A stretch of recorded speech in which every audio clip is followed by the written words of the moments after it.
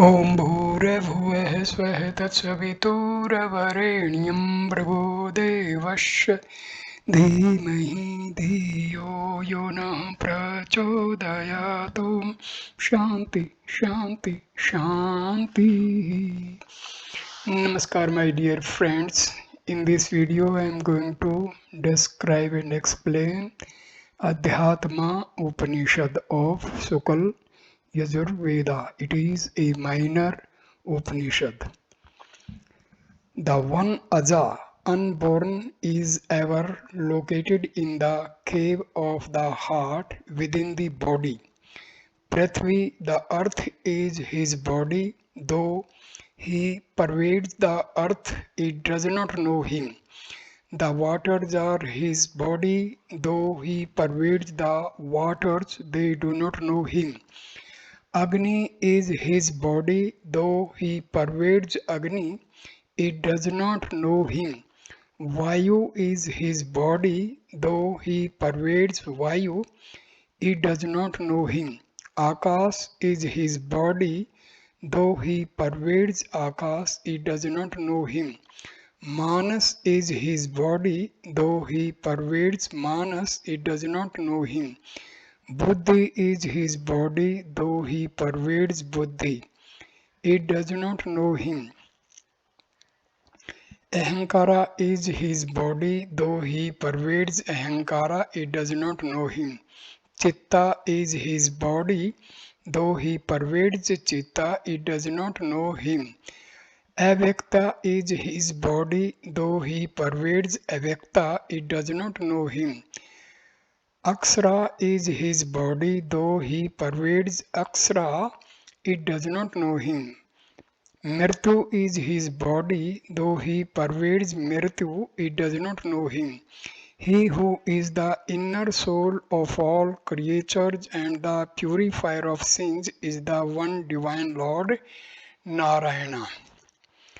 The wise should, through the practice of deep meditation of Brahma, leave off the recurrent conception of I and mine in the body and the senses which are other than Atma. Having known himself as Pṛṭivī, the witness of Buḍḍhi and its actions, one should ever think Soham, I am that, and leave off the idea of Atma in all others. Shunning the pursuits of the world, the body and the Shastras set about removing the false attribution of self. In the case of a yogi, staying always in his own Atma, his mind perishes, having known his Atma as the Atma of all through inference, Vedas and self-experience. Never giving the slightest scope to sleep, worldly talk, sounds, etc., think of Atma in yourself to be the Supreme Atma. Shun at a distance like a Chandala the thought of the body which is generated out of the impurities of parents and is composed of excreta and flesh. Then you will become Brahma and be in blessed state. O says, having dissolved Jiva, Atma into Paramatma with the thought of its being partless like the ether of a jar in the universal ether, be ever in a state of taciturnity, having become that which is the seat of all Atmas and the self-resplendent, give up the macrocosm and microcosm like an impure vessel. Having merged into Chidatma, which is ever blissful, the conception of I which is rooted in the body, and having removed the conception of Linga, here the sign of separateness, become ever the Kevala alone. Having known I am that Brahma in which alone the universe appears like a town in a mirror become one that has performed all his duty, O sinless one, the ever blissful and the self-effulgent. One being freed from the grip of Ahaṅkāra attains its own state like the spotless moon becoming full after eclipse. With the extinction of actions, there arises the extinction of Chiṭṭa. From it arises the decay of vasanas, and from the latter arises moksha, and this is called Jivan Mukti. Looking upon everything in all places and times, as Brahma brings about the destruction of vasanas through the force of vasanas of sattvic nature. Carelessness in Brahmanishta by or meditation of Brahma should not in the least be allowed to creep in. No words of Brahma style this carelessness in Brahmic science as death itself. Just as the moss momentarily displaced in a tank again resumes its original position in a minute, so Maya envelops even the wise should they be careless even for a moment. He who attains the Kevala state during life becomes a Kevala even after death of his body. Ever devoted to Samadhi becomes a Nirvikalpa or the changeless one. O sinless one, the granthi or knot of the heart full of Ajnana is broken completely only when one sees his Atma as secondless through Nirvikalpa Samadhi. Now, having strengthened the conception of Atma and well given up that of I in the body, one should be indifferent as he would be towards jars, clothes, etc. From the Brahma down to a pillar. All the upadhis are only unreal, hence one should see or cognize his Atma as all full and existing by itself alone. Brahma is Swayam Atma, Vishnu is Atma, Rudra is Atma, Indra is Atma. All this universe is Atma, and there is nothing but Atma. By expelling from the mind without any remainder all objects which are superimposed on one's Atma, one becomes himself Brahma, the full, the secondless, and the actionless. How can there be the heterogeneity of the universe of Sankalpa and Vikalpa in that one principle which is immutable, formless, and homogeneous? When there is no difference between the seer, the seen, and sight, there being the decayless and Chidatma, full like the ocean at the end of a kalpa, and effulgent all darkness, the cause of false perception, merges in it. How can there be heterogeneity in that one supreme principle which is alike? How can there be heterogeneity in the highest tattva which is one? Who has observed any heterogeneity in Susupti, the dreamless sleep, where there is happiness only? This Vikalpa has its root in Chiṭṭa only. When Chiṭṭa is not, there is nothing. Therefore, unite the Chitta with Paramatman in its Pratyekatmic state. If one knows Atma as unbroken bliss in itself, then he drinks always the juice or essence of bliss in his Atma, whether internally or externally. The fruit of Vairagya is Bodha, spiritual wisdom. The fruit of Buddha is Uparti, renunciation. Santi, sweet patience, is attained out of the Shanti, sweet patience, is attained out of the enjoyment of the bliss of one's Atma, and this Shanti is the fruit of Uparti. If the latter in each of these is absent, the former is useless. Nivarti, or the return path, leads to the highest contentment, and spiritual bliss is said to be beyond all analogy. That which has Maya as its upadhi is the worm of the world. That true one which has the attribute of omniscience, etc., and has the variegated mystery is denoted by the word tat, that is called apara, the other or inferior, which shines through meditation upon the idea and the world asmat, and the consciousness of which is dwelt by Antkarna. By separating the upadhis Maya and Avidya from Pra and Jiva, cosmic and human Atmas respectively, one realizes Prabrahma, which is partless, and Satchidananda,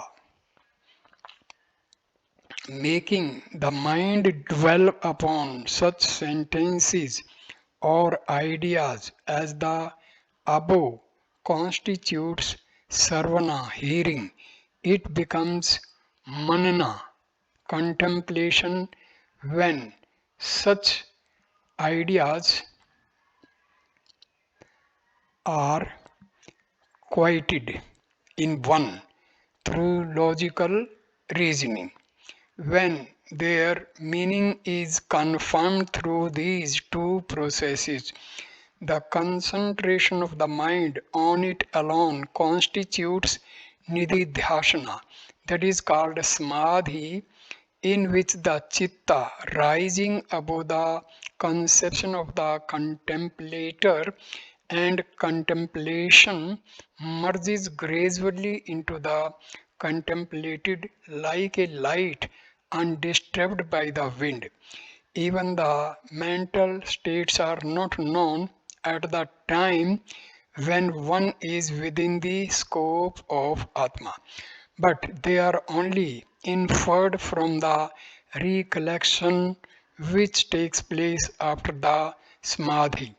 Through this samadhi, through this samadhi are destroyed crores of karmas which have accumulated during cycles of births without beginning, and pure dharma is developed. Knowers of yoga call this samadhi dharma megha, cloud, inasmuch as it showers nectarine drops of karma in great quantities. When all the host of vasanas are destroyed entirely through this, and when the accumulated karmas, virtuous and sinful, are rooted out, then that in which speech was hidden till now appears no longer so, and shines as Sat, and direct cognition reveals itself like the myrobalan in the palm of the hand. Vairagya begins from where the vasanas cease to arise towards objects of enjoyment.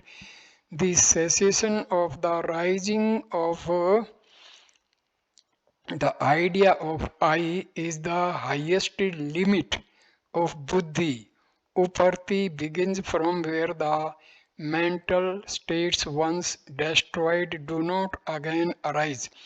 That ascetic is said to possess Sathita Prajna, who enjoys bliss always and whose mind is absorbed in Brahma, that is formless and actionless. That state of mind is termed prajna, that realizes the oneness of Brahma and Atma, after deep inquiry, and that has the vritti of nirvikalpa and chinmatra. He who possesses this always is a jivan mukta. He is a jivan mukta who has neither the conception of I in the body and the senses, nor the conception of another different from himself in everything else. He is a jivan mukta who sees through his prajna no difference between his own atma and Brahma, as well as between Brahma and the universe. He is a jivan mukta who preserves equanimity of mind either when revered by the good or reviled by the vicious. One who has cognized the true nature of Brahma is not subject to rebirth as before, but were he so subjected, then he is not a true knower, the knowing of Brahma being external only. A man is subject to prarabdha so long as he is affected by pleasure, etc. The attainment of a result is always preceded by action, and nowhere is it without karma. Though the cognition I am Brahma are destroyed, the karmas accumulated during hundreds of crores of previous births, like the actions in the dreaming state that are destroyed during the waking state. An ascetic, having known himself as associateless and indifferent like ether, is not at all affected by any of his karmas at any time. Just as the ether is not affected by the alcoholic smell through its contact with a pot, so Atma is not affected by the gunas produced by its upadhi. The prarabdha karma that has begun to act before the dawn of jnana is not checked by it, and one should reap its fruit, as in the case of an arrow discharged at a target. An arrow that is discharged towards an object with the idea that it is a tiger does not stop when the tiger is found to be a cow, but it even pierces the mark through its speed without stopping. When one realizes his Atma as free from old age and death, then how will Prarabdha affect him?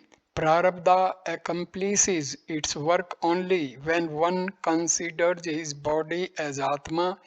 This conception of Atma as body is not at all a desirable one, so it should be given up along with Prarabdha, since it is simply a delusion to attribute Prarabdha to this body. How can there be reality to that which is superimposed upon another? How can there be birth to that which is not real? How can there be death to that which is not born? How can there be prarabdha to that which is unreal? The Veda speaks of prarabdha in an external sense only to satisfy those foolish persons that doubt, saying, if jnana can destroy all the results of ajnana such as body, etc., then whence is the existence of this body to such a one? But not to inculcate to the wise the existence of the body.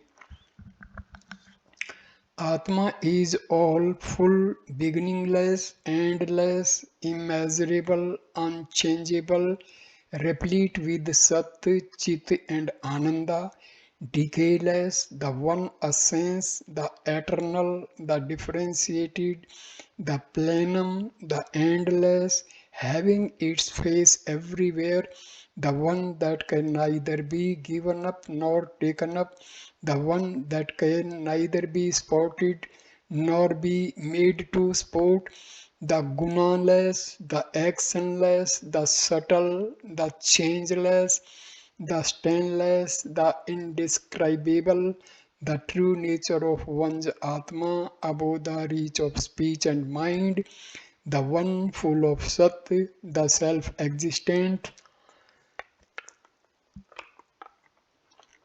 the immaculate, the enlightened, and the incomparable. Such is Brahma, one only without a second.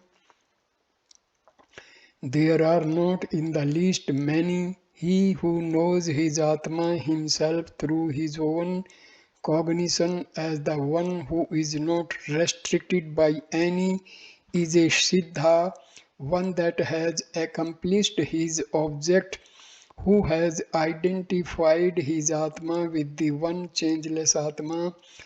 Whither is this world alone then? How did it appear? Where is it absorbed? It was seen by me just now, but now it is gone. What is a great miracle? What is fit to be taken in? And what to be rejected? What is other than Atma?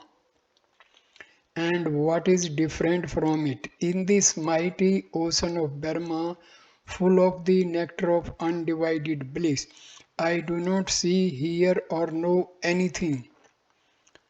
I remain in my Atma only and in my own nature of Sat, Anandarupa. I am an Asanga or the associateless.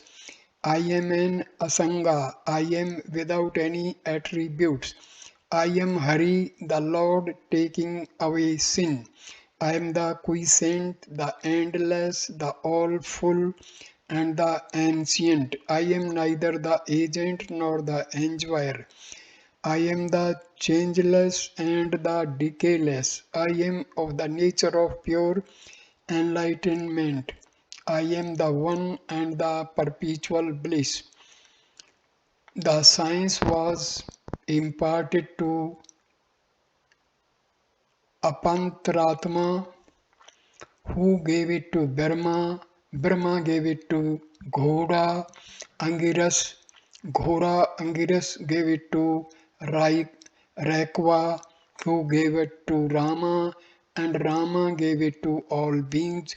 This is the teaching of Nirvana, and this is the teaching of the Vedas. Yeah, this is the teaching of the Vedas, thus and the Upanishad. So this Upanishad is completed. Thank you for watching this video. Please like, comment and share the video and subscribe the channel. Namaskar my dear friends. Thank you.